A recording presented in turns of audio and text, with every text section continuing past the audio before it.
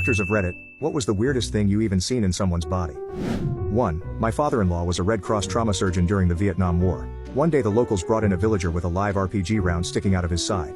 No one wanted to operate on him. Father-in-law sent the OR staff out of the tent, so it was just him and the patient. Then he piled a wall of sandbags with a small opening around the villager, and used surgical tongs to extract the RPG round while sitting on the other side of the sandbags.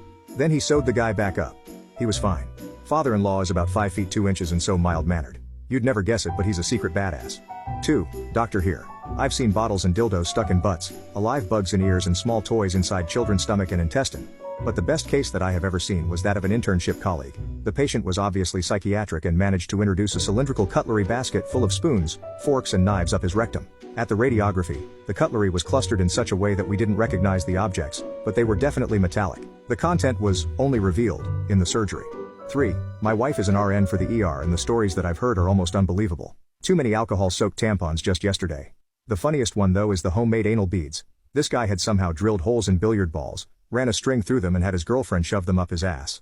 Apparently he had quite an expandable a-hole string broke. 8 ball from hell. 4. Not a doctor, but I was in the medical bay when I was in Civil Air Patrol. We had a guy come in with his wife, both members of CAP. His wife says there has been blood in his underwear she noticed while washing his clothes. He inside he was fine. After separating the two and hearing the stories, this is what the guy says.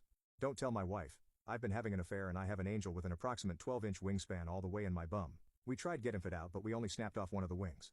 Still to this day don't know how he fit a 12-inch plus shape up his ass, but it did end in a divorce and the guy had to wear a colostomy bag the rest of his life.